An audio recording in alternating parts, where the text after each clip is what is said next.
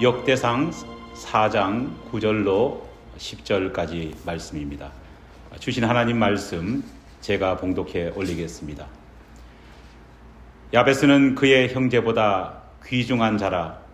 그의 어머니가 이름하여 이르되 야베스라 하였으니 이는 내가 수고로이 낳았다 함이었더라. 야베스가 이스라엘 하나님께 아뢰어 주께서 내게 복을 주시려거든 나의 지역을 넓히시고 주의 손으로 나를 도우사 나로 환난을 벗어나 내게 근심이 없게 하옵소서 하였더니 하나님이 그가 구하는 것을 허락하셨더라. 아멘. 조선시대 문헌들을 읽다 보면 가끔은 당황스러운 그러한 모습을 만나기도 합니다. 이름난 양반들의 아명이 너무 상스럽기 때문입니다. 옛날 사람들에게는 본명 외에도 일종의 애칭 같은 아명이 있었습니다. 아명은 평소 집에서 부모님들이 자식들을 편하게 부르는 이름을 아명이라 그렇게 말합니다. 그런데 이 아명들 중에는 양반 채통과는 전혀 맞지 않아 보이는 이상한 것들도 의외로 많습니다. 개똥이, 소똥이 같이 똥자가 들어간 아명이 양반에게도 존재했습니다. 심지어 엎둥이 같은 어디서 주워왔다는 뜻의 아명도 존재합니다. 심지어 여자들에게는요, 이 아명이 너무너무 심한 외모 비하적인 아명도 있습니다. 뚱녀, 뚱순이 같은, 요즘 말로 하면은요, 정말 여성 비하와 신체 혐오 때문에 경찰서에 끌려갈 만한 그런 아명도 존재합니다. 왜 양반들은 귀하디 귀한 자식들에게 종들에게나 붙일 만한 그런 천박한 이름들을 붙였을까요? 그 이유가 너무 슬픕니다. 예전에는 유아 사망률이 상상할 수도 없을 만큼 높았습니다. 태어나서 1년이 되지 못해 죽는 아이들이 너무너무 많았습니다. 전염병 때문입니다. 하지만 사람들은 이렇게 아이들이 죽는 것이 귀신들이 아이들을 데려간다, 그렇게 믿었습니다. 그래서 부모들은 사랑하는 자식을 귀신에게 빼앗기지 않으려고 귀신도 싫어할 만한 이름들을 자식에게 붙였습니다. 그 대표적인 예가 조선 후기 실학자였던 연암 박지원 선생입니다. 박지원 선생의 경우에는 아명이 이상한 것이 아니라 아예 본명 자체가 이상합니다. 선생의 부모는 자식에게 이름을 지어주면서요, 발가락 지자에 근엄 샘자가 어우러진 이름을 지어주었습니다. 여러분, 보통 아이의 이름을 지을 때 옛날 사람들은 발가락 지자를 사용하지 않았습니다. 왜 그럴까요? 모든 부모들은 내 자식이 본능적으로 발가락이 되기를 원치 않기 때문입니다. 뭐가 되기를 원합니까? 머리가 되기를 원합니다. 그런데도 박지원 선생의 부모는 자식의 이름에 발가락 지자를 붙였습니다. 지원이라고 하는 이 이름, 그냥 들으면은 멋지게 보이지만은요, 실제 한자 뜻을 찾아보면은 어떤 뜻이 되느냐? 발끝에서 시작하는 놈이라는 그런 뜻입니다. 여러분 자녀에게 이름 지어주면서, 여러분 손주들에게 덕담하면서, 아이고 요놈아 앞으로 발끝에서 시작할 놈, 그러면은요, 아마 여러분의 자녀나 여러분들의 또 며느리가 화를 내지 않겠습니까? 박지원이라는 이름, 발끝에서 시작하는 놈, 소위 밑바닥 출신이라는 이름의 뜻을 가진 이 이름을 그의 부모가 붙여주었던 겁니다. 어느 역사학자는 지원이라고 하는 이 이름을 근본 즉 뿌리를 추적하는 사람이라는 뜻을 가지고 있다고 재해석하면서 사물의 근원을 파악하기 위해서 몰두했던 실학자 박지원 선생의 삶을 가장 잘 표현한 오히려 멋진 이름이다, 그렇게 주장하는 학자를 제가 본 적이 있습니다. 하지만 이것은 말도 안 되는 해석입니다. 왜냐? 결과를 보고 억지로 끼워 맞추는 그런 모습이 아니겠습니까? 어떻게 연암 박지원 선생의 부모가 자식의 미래를 훤히 알았겠습니까? 그 미래를 알았기 때문에 그렇게 이름을 지었으니 만무하지 않습니까? 오히려 부모는 자식이 일찍 죽을까봐 그것을 걱정해서 자식을 살리기 위해서 절박한 심정으로 이런 험악한 이름을 아들에게 붙여 주었을 것입니다. 험한 이름이라면 둘째가라 서러워할 만한 그런 두 사람이 성경에 나옵니다. 첫 번째가 누구냐? 바로 베냐민입니다. 야곱의 둘째 아내 라헬은 둘째 아들을 낳다가 그만 상고 때문에 죽습니다. 그런데 그녀는 죽어가면서 태어나는 아이에게 이름을 지어줍니다. 뭐라고 지어줬습니까? 베노니, 슬픔의 아들이라고 하는 이름을 지어주고 죽습니다. 여러분, 참 민망한 그런 이름 아닙니까? 이름을 붙여도 어떻게 어머니가 이런 이름을 자녀에게 붙여주었는지 이해가 가지 않습니다. 다행인 것은 이 모습을 지켜보던 아버지 야곱이 불행한 아들, 슬픔의 아들이라고 하는 이 베논이라는 이름을 그냥 그 자리에서 바꿔버립니다. 바로 오른손의 아들이라고 하는 멋진 뜻을 가진 베냐민이라는 이름으로 바꾸었습니다. 험한 이름을 가진 두 번째 주인공은요, 바로 오늘 본문에 나오는 야베스입니다. 야베스라는 이름의 뜻은 수고롭다라는 그런 뜻입니다. 아마 야베스의 어머니가 엄청난 난산 속에 자식을 낳은 것이 분명합니다. 얼마나 애 낳는 것이 힘들었으면 자식의 이름을 수고라고 지었겠습니까? 아내가 태어나는 아들의 이름에 수고라고 하는 이 이름을 붙였음에도 불구하고 곁에 있던 아버지가 단 한마디도 하지 않았다는 사실은요, 그만큼 아내가 수고로 이 자식을 낳았다는 사실을 우리는 짐작해 볼 수 있습니다. 하지만 수고라고 하는 이 이름은요, 그래도 참 다행스러운 이름이었습니다.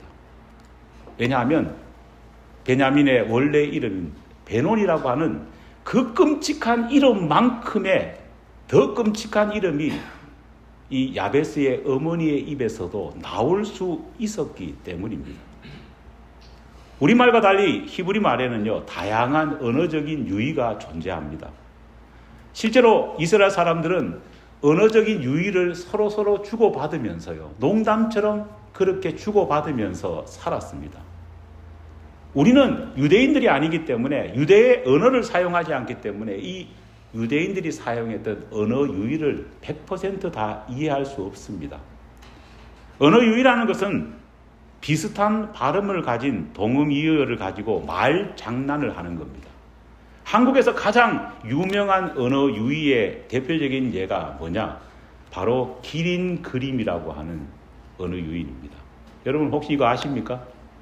이렇게 물으면 모릅니다. 하지만은 얘가 이렇게 말하면은 다 압니다.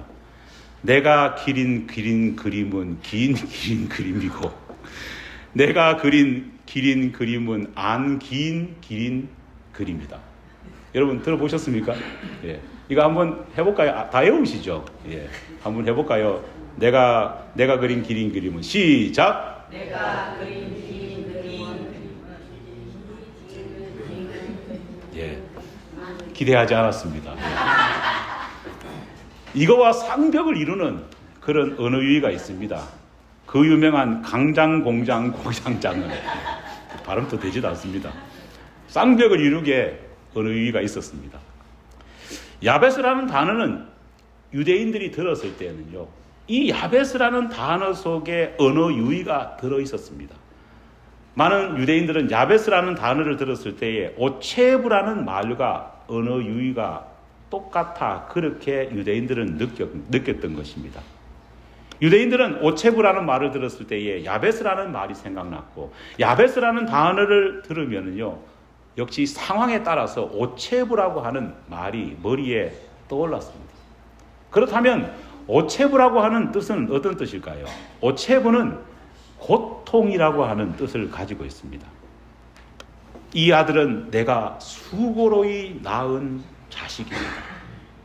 뭔가 자식에 대한 소중함이 그래도 좀 느껴지지 않습니까? 이 아들은 나의 수고로이 낳은 결과물입니다. 굉장히 멋집니다. 하지만은 이 수고라는 단어가 오체부, 고통이라고 하는 단어로 언어 유희가 된다면 어떤 뜻이 될까요? 이놈의 자식은 내게 고통을 준 놈입니다. 전혀 다른 의미가 되지 않습니까? 고통이라고 하는 오체부라는 단어가 아이 이름에 들어가는 순간 그 자식의 이름은요, 저주와 욕으로 바뀌어 버립니다. 태어난 자식이 부모의 영광이 아니라 부모에게 못할 짓을 한 철천지 불효자가 되어버리기 때문입니다. 야베스의 어머니는 산고를 겪었습니다. 얼마나 아프고 얼마나 괴로웠는지 모릅니다. 그래서 고통을 이기지 못한 그 상황에서 자식의 이름을 오체부라 그렇게 지어 부를 뻔했습니다. 하지만 다행스럽게도 야베스의 어머니는 고통이라고 하는 저주의 말이 튀어나오려는 그 순간 라헬과 달리 자기 자신의 입을 막고 기지를 발휘해서 오체부의 알파벳 순서가 뒤바뀌어 있는 야베츠라고 하는 그런 이름을 내뱉었던 것입니다. 야베스의 어머니는 자신의 고통을 자식에게 그대로 쏟아 부으려 하지 않았습니다. 이것이 라헬과 야베스의 어머니의 차이점입니다. 라헬은 어떻습니까? 자기 고통, 자기의 괴로움을요, 그 귀한 자식, 태어나는 자식에게 그냥 쏟아부어 버렸습니다. 슬픔의 자식. 하지만은 똑같은 고통을 겪었지만은 야베스의 어머니는 그 고통의 순간에 자식을 저주하는 이름을 내뱉은 것이 아니라 감내하고 참으면서 자식에게 수고로이 낳은 자식, 자식을 존중하는, 존귀하게 여기는 그런 이름을 내뱉었다는 것입니다. 우리는 이 사실을 어느 유를 모르기 때문에 잘 모르지만은요, 유대인들은 이 야베스의 기도를 읽으면서 이것을 파악해낼 수 있습니다.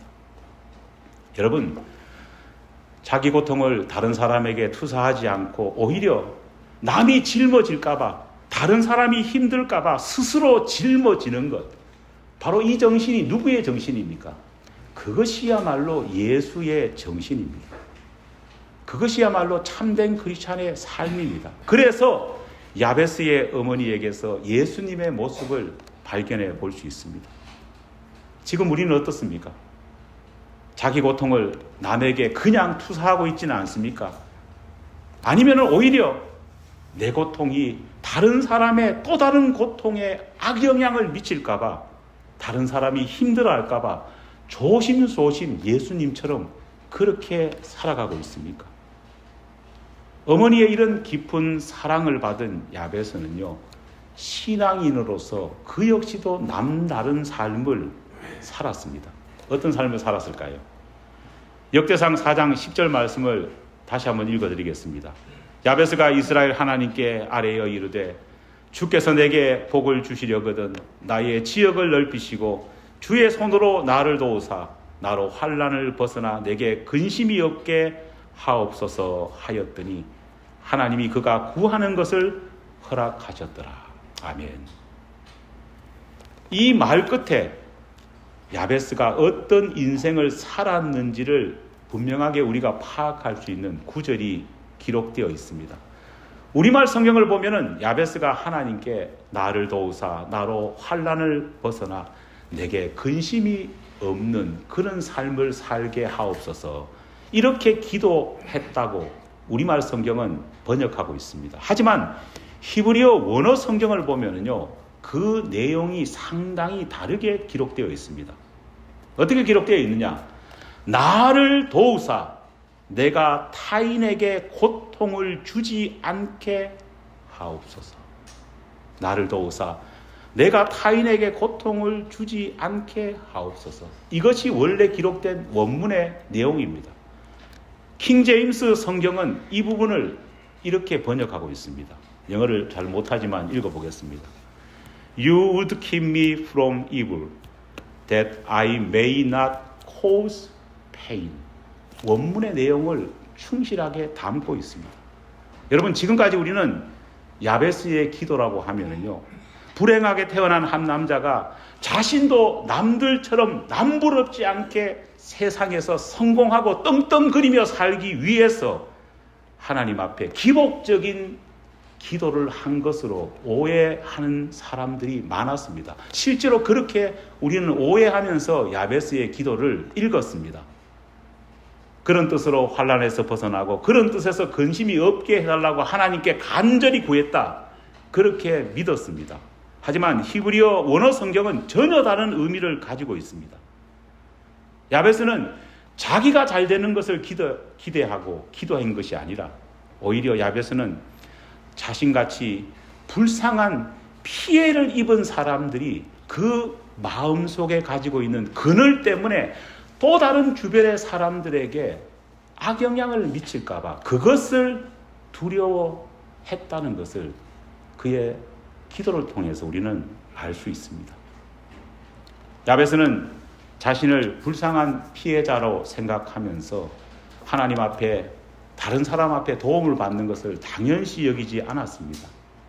오히려 그는 자기 자신이 불행한 삶을 겪었기 때문에 혹여나 내 마음속에 내가 경험했던 이 불행 때문에 혹여나 내 자식에게나 내 주변 사람들에게나 내 부모에게나 또 다른 고통을 주는 가해자가 되지 않을까 걱정하면서 살았습니다. 그래서 그는 자기 자신의 입신양명을 위해서 기도하기보다는 오히려 나와 같이 피해를 본 사람이 정말 그 마음을 절제하지 못해서 내가 또 다른 가해자가 되지 않게 해달라고 간절히 간구했던 것입니다.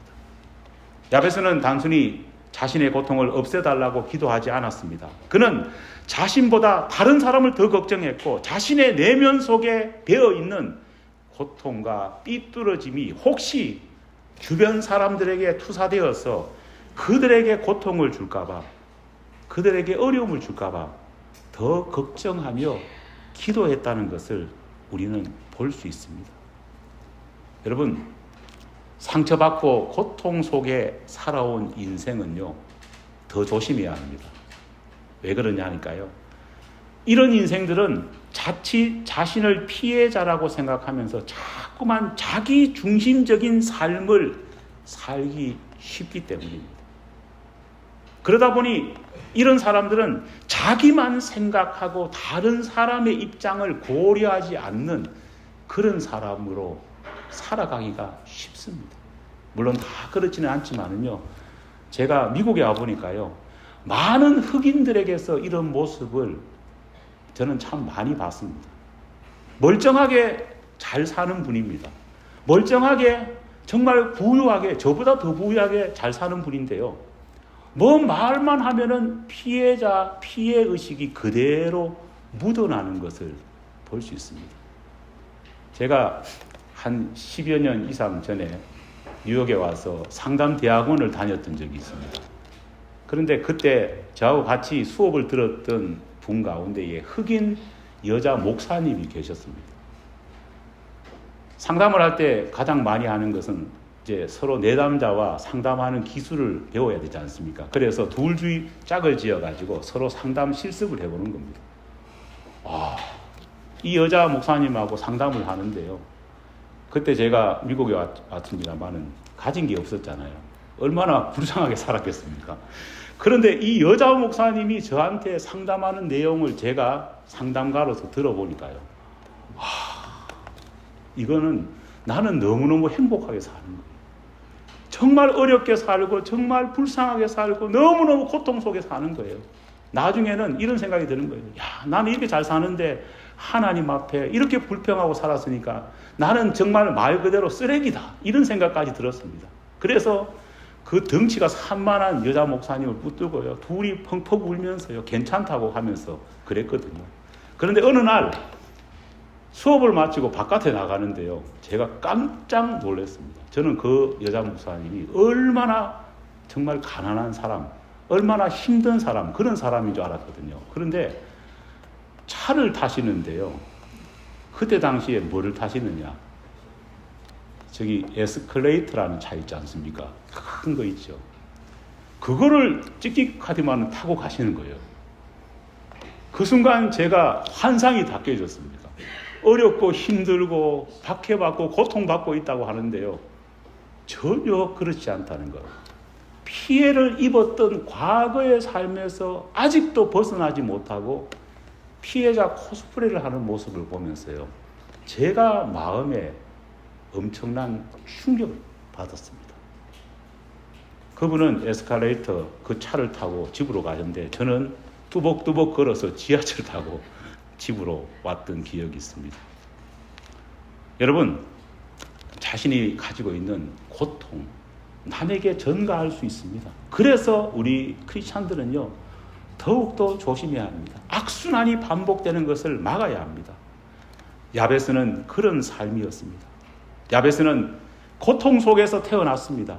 어머니가 수고롭다고 말할 정도로 힘들게 태어났고 그의 인생은 실제로 힘들었던 것 같습니다. 하지만은 야베스는 그의 고통과 그의 어려움이 다른 사람에게 전가되어서 자신이 또 다른 가해자가 되지 않기 위해서 늘 기도했다는 사실을 우리는 주목해 보아야 합니다. 여러분, 이런 태도가 바로 성숙한 신앙인의 모습입니다. 이런 사람이 바로 진짜 크리스찬의 모습입니다. 사랑은 자기의 유익만 굳지 않는 것입니다. 그것이 바로 성경이 말하는 뭘까요? 황금률 아니겠습니까? 저는 우리 교회를 보면서 참 감사하게 생각합니다. 왜냐하면 가장 자신 있는 것은 우리 교회 교인들이 어디를 내놔도 참 착하다는 겁니다. 저는 여러 교회를 사역해 봤는데요. 안타깝게도 자기 자신의 불행이나 자기 자신의 어려움이나 자기 자신의 환난을 스스로 자제하지 못하고요. 하나님 앞에서 그것을 해결하지 못하고 주위 사람들에게 투사하고 교회 교인들에게 투사하고 목회자들에게 투사하는 사람들을 너무너무 많이 봤습니다. 그러다 보니까 주일날만 되면은요, 서로가 고통과 어려움을 투사하는 마치 전쟁터가 교회가 되는 것을 너무너무 많이 보아왔습니다. 예수 믿는 사람들은 그렇게 되어서는 안 됩니다. 야베스의 어머니가 보여준 모습처럼, 그의 아들 야베스가 보여준 모습처럼 자기 고통을 남에게 투사하지 않고 오히려 예수님처럼 짊어지고 항상 다른 사람들에게는요, 좋은 모습, 긍정적인 말, 희망적인 예수의 메시지를 전하는 그런 사람이 되어야 바로 그 사람이 진정한 예수 닮은 크리스찬이 될 수 있으리라 믿습니다. 우리 모든 좋은 이웃 교회 교인들, 우리 교회 이름답게 우리의 모습을 통해서 우리 주변 사람들에게 복과 덕과 기쁨을 나누어주는 우리 공동체가 되기를 간절히 축원합니다.